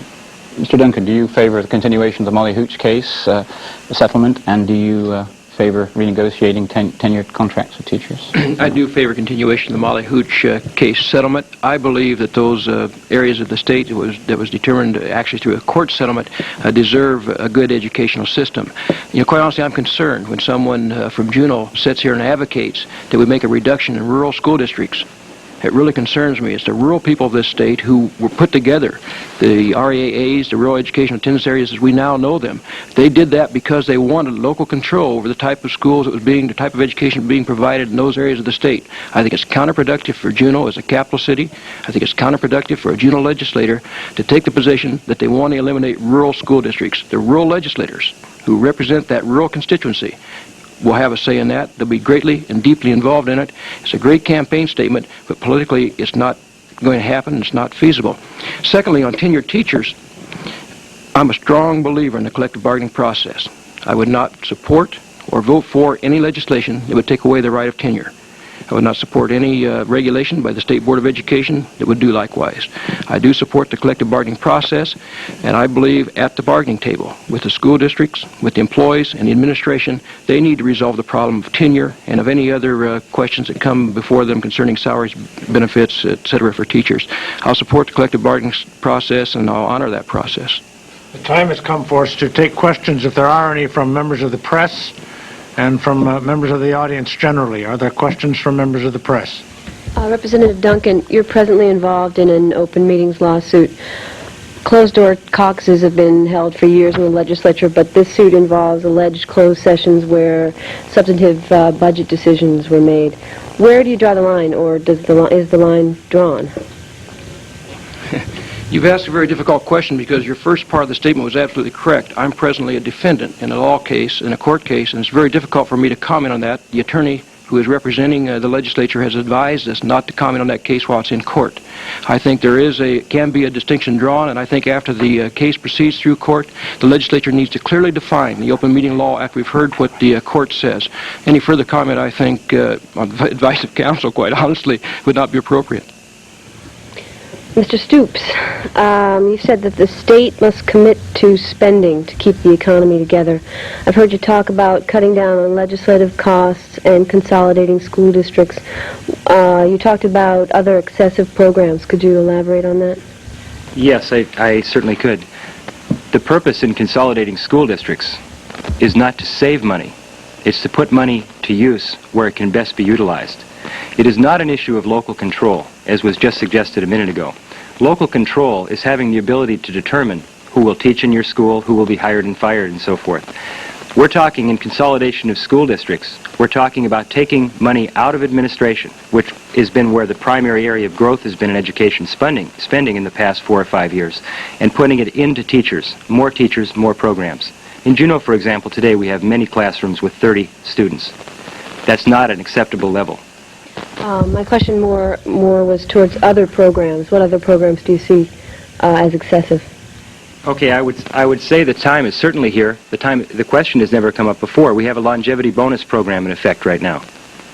I think it's very important that we consider, is it an appropriate role of government to provide money to people who have no financial need for it?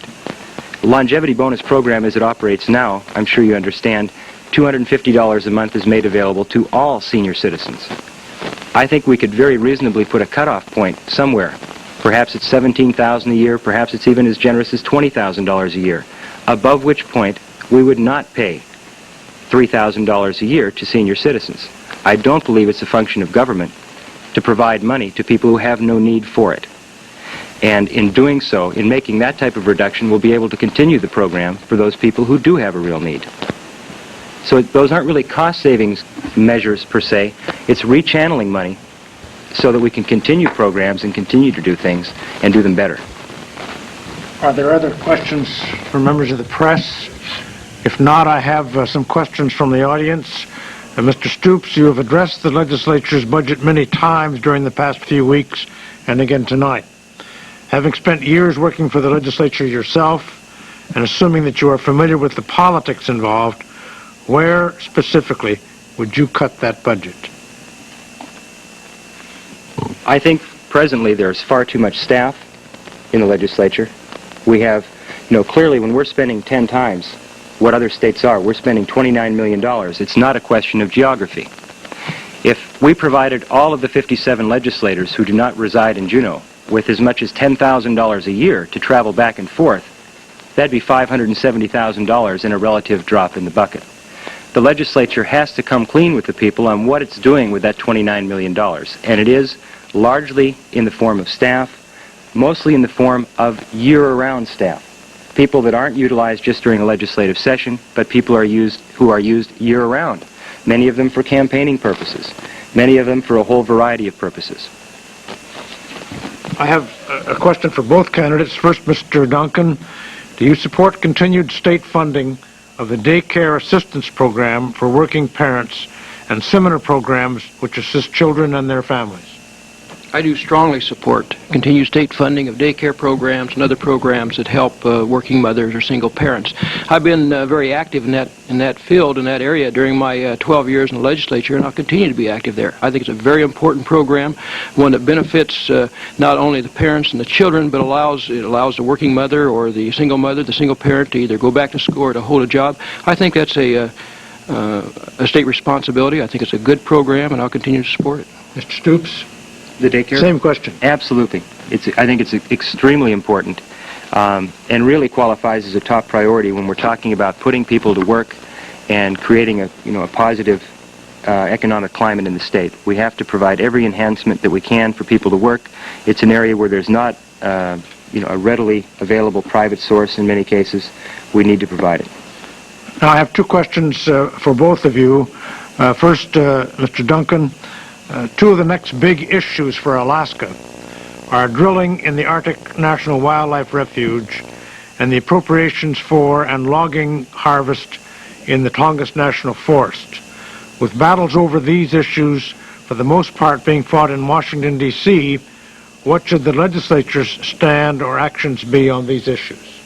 Well, I didn't realize they were going to be two of the next biggest issues, because the next biggest issue in my mind is money, right? Where we're going to get the money and how are we going to handle the problems we got facing the state because of declining revenues.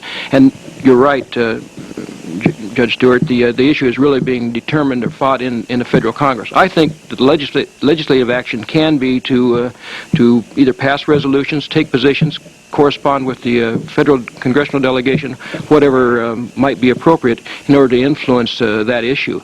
Other than that, on the two issues as you mentioned, I don't see those, quite honestly, as being the first and the foremost and the most important thing that we'll address next year. I think the thrust of the question is probably what's your position on these. If you were going to draft a resolution to the Congress, what would be the thrust of that resolution on either or both of these issues? On ANWR and on logging in the Tongass Forest? Right. I don't know that anyone can put a cut and dried issue before you at this time. I think one of the responsibilities of a legislator is to evaluate all sides of an issue, go through a committee hearing process, and be sure you've got the information before you act either positive or negatively. And that would be my position.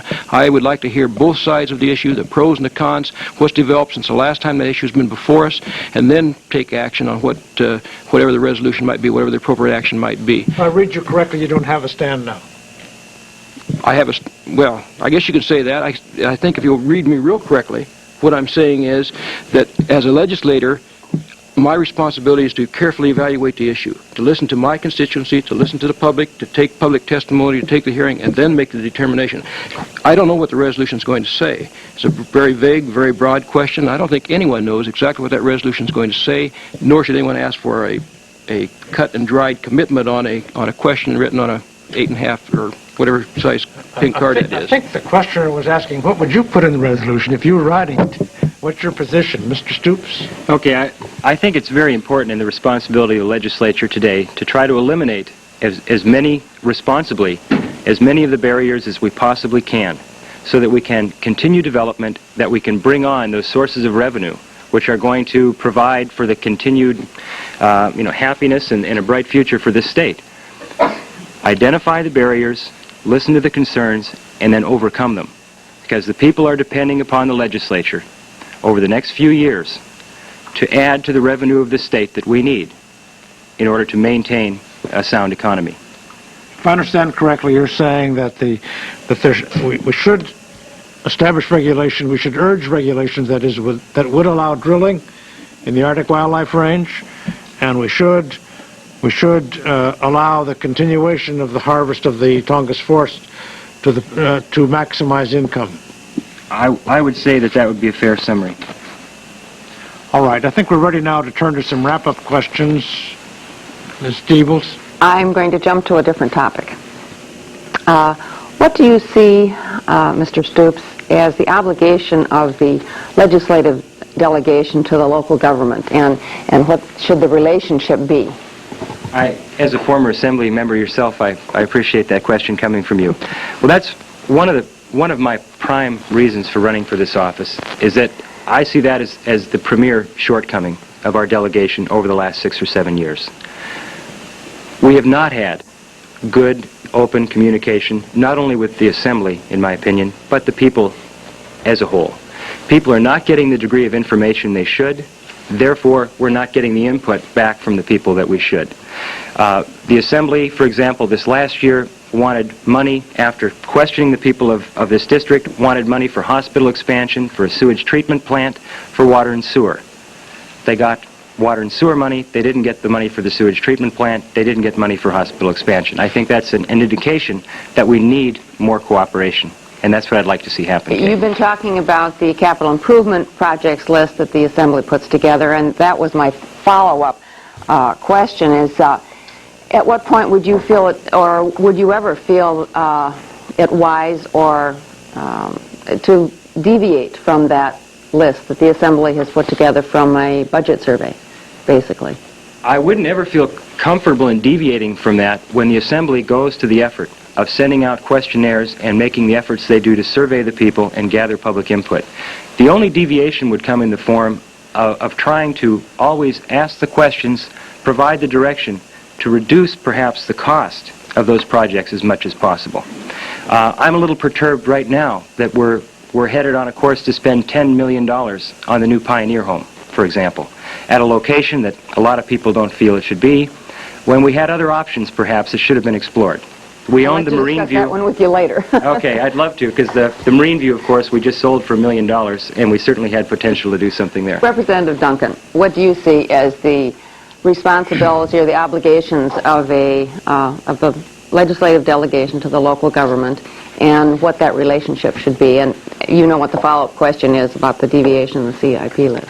Well, I think it should be a very close relationship, excuse me, and I think it has been a very close relationship, and I can give you a couple of examples. By the way, I think communication has to be two ways. I don't think we're in the legislature just to listen to what the Assembly says. I think also we're in the legislature to provide information back to the Assembly as to what effect their actions might have on the legislative delegation and on Juneau as a whole in the legislature. So it's got to be a two-way street.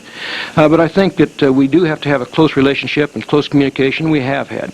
For example, the school funding bill that passed last year that is often brought into question, that school funding bill, Senate Bill 408, was passed after the local school board passed a resolution urging the legislative delegation to support it. And we did support it, and we listened very carefully to that, and we supported it. That's just one good example. Secondly, on capital projects, it's easy to say there were capital projects that Juneau had on their priority list they didn't get. It's easy to say that, and the answer is sure there were. And the reason why is we didn't have quite as much money as the city and borough of Juneau would like to have. We didn't have $65 million to give them. But we did take the projects off of that priority list which were the most necessary. Water and sewer, there was $5 million appropriated for water and sewer last year, slightly reduced by the governor, but the legislature and I, as a member of the Finance Committee, helped appropriate that money. We put money in for airport improvements, which were on the priority list. We put money in for a lot of other projects, which were on harbor improvements. They were on the priority list, right on down the line. So we couldn't do everything. And when you get in the legislature, and I've been there, when people get in the legislature, what they find out is there's a lot more wishes out there and a lot more desires than what there is money to go around, and you have to make some hard decisions. And the way you make those decisions is the way we did it.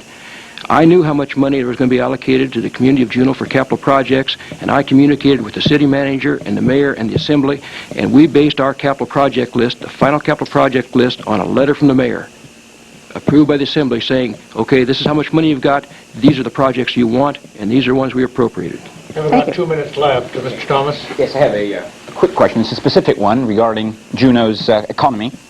You may have both heard that the 17th Division of the Coast Guard, the Finance and Engineering Division, is going to be moved. The headquarters is going to be moved from Alaska to various places on the West Coast.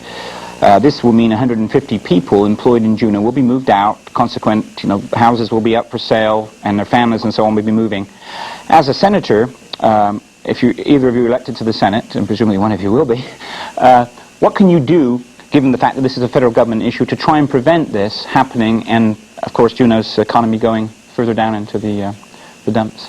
Mr. Duncan first. Well, there's several things you can do and I have been doing. I'm not sure they're going to be successful because it is a federal issue, and we have to rely on Senator Stevens and Senator Murkowski and Congressman Young or whoever will be there after the next election to help protect our interest in that. But communicate very carefully with those individuals and push the case with them that Juneau and the state of Alaska cannot afford that type of economic decline. And that's what we can do in the legislature, and we should do it. Now, this is during the interim, and we've done it very actively during the interim. If we were in session, I would be introducing resolutions for the legislature to pass to send back to our congressional delegation, urging them to disallow that. Secondly, we have to maintain we have to be very active on protecting state jobs. And I've been doing that during the interim. There's a lot more to do during the interim for me than just campaign. And one of those things that I have to do is continue to protect jobs and services for this community. Public safety is a good example. Records and Identification Division was going to be moved a month and a half ago. And when I found that out, I immediately talked with the commissioner and with the governor. And I have in my hand here today a letter from the governor indicating that order has been rescinded.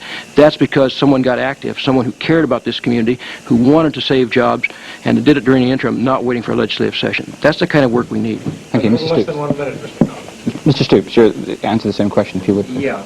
The problem wasn't your question. You stated as if it was a fact that 150 Coast Guard families were They would be moved if this goes through. Yeah. Well, it's a study that's going on at this time, and that's one of the things that they're looking at.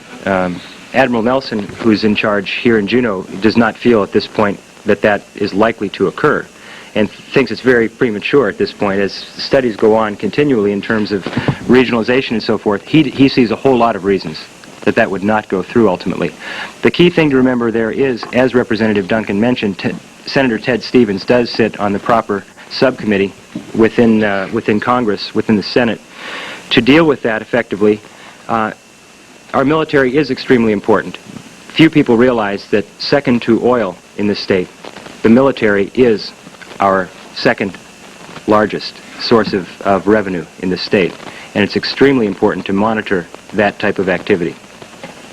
All right, gentlemen, thank you very much. This concludes our second round of the program with Senate Seat C race. Thanks to our candidates for participating. After a short station break, we'll be back for the final part of our program with the debate for House Seat 4A.